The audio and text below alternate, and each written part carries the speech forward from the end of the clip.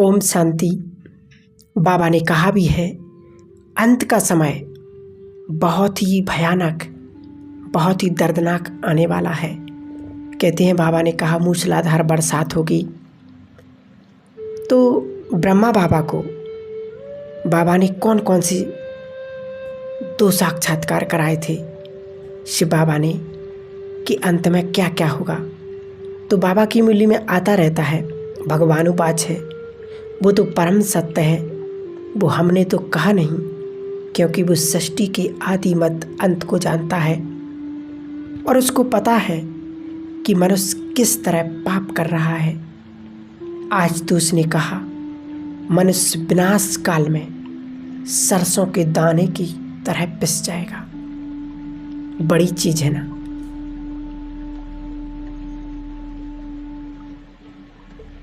अपने को देखें और सभी चिंतन करें, और अगर चेंज करने की ज़रूरत है तो अवश्य करेंगे। सभी अच्छी तरह से जान लें, मेरे साथ जो कुछ भी हो रहा है उसके जिम्मेदार स्वयं हम हैं, कोई और नहीं। इसलिए दूसरों को दोष देने की जो प्रवृत्ति है, जो संस्कार पूरी तरह से ये गलत है। जहाँ ब्रह्मा बाबा को साक्षात्कार कराया, जहाँ सारे विश्व के महायुद्ध में विध्वंसकारी हथियारों द्वारा नरसंहार दिखाया, तो भारत में गृह युद्ध द्वारा खून की नदियाँ बहती दिखीं। ऐसे महाप्रलयकारी साक्षात्कार का अनुभव करके दादा को इस विनाशी दुनिया से वैराग्य आ गया।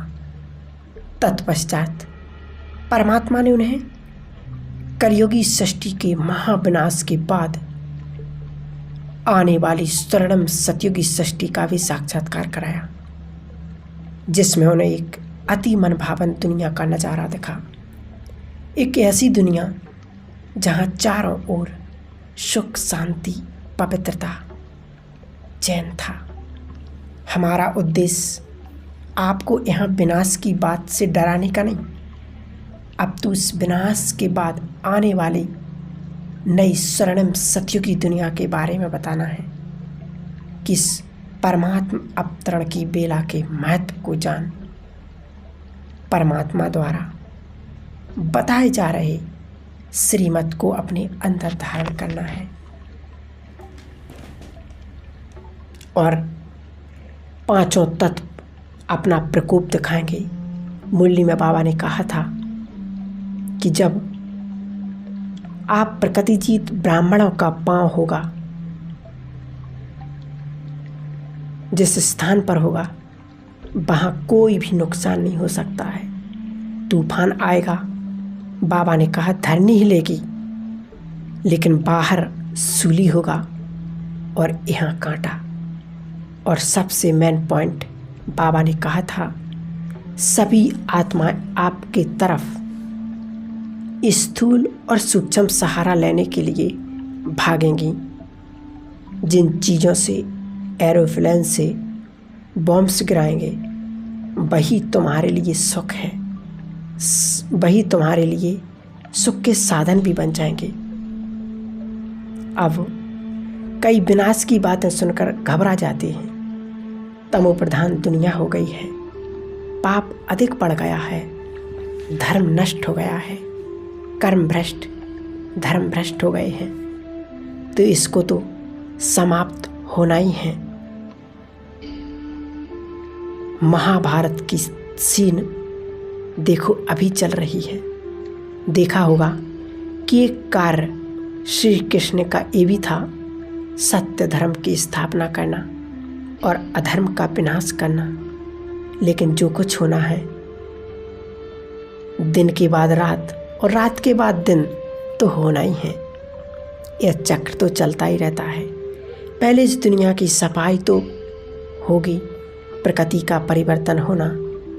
प्रकृति अभी दूषित हो गई है, सब जानते हैं। जो पॉल्यूशन कितना बढ़ रहा है, और जो एटम बॉम्ब्स बनाए हैं, तो ये म्यूजियम में सजाने के लिए नहीं बनाए गए, ये तो और ही प्रकृति का जो विस्फोट होगी तो ये धरती बिल्कुल प्योरीफाई हो जाएगी। जब ये बॉम्ब्स आदि गिरेंगे, संपूर्ण सृष्टि जब जलमय विनाश को पा जाएगी, समाप्त हो जाएगी। तो ये बाबा ने भी कहा था कि ये भी एक सृष्टि के लिए, जो पुरानी सृष्टि है वो प्योरीफाई होने के लिए ज़रूरी है। इसलिए इस अंत के समय में उस परमात्मा की श्रीमत पर चलकर अपने भाग्य को श्रेष्ठ बनाने के लिए, अपने पुण्यों को, अपने पुण्य की पूंजी जमा करने के लिए इस भाग्यशाली समय में, इस श्रेष्ठ समय में अपने पुण्यों को जमा कर तीव्र पुरुषार्थ करना है, ताकि जब हम सृष्टि से जाएं, इस दुनिया से जाएं, तो खुले मन से जाएं, भगवान के दरवाजे खुले हुए हों। तो हमें ऐसा पुरुषार्थ करना है और यही समय की मांग है। इसलिए अपने पुरुषार्थ को हमें आगे बढ़ाना है। समय रहते तेरी मेरी यहाँ वहाँ की बातों को छोड़ तीव्र पुरुषार्थ करना है। सुबह का योग और शाम का योग निश्चित जरूर करें। एक टाइम फिक्स करें, चाहे आधा घंटा, 1 घंटा, जितना करना चाहें उतना योग हमें ज़रूर करना है। क्योंकि बाबा कहते अंतमति सुगति, जब हम अभी से स्थिति वो बनाएंगे तभी हम अंत में भी हमारी वैसी स्थिति रह सकेगी। इसलिए हमें अपने बाबा, जो बाबा बताती हैं, वो पुरुषार्थ हमें जरूर करना है समय रहते हुए। ओम शांति।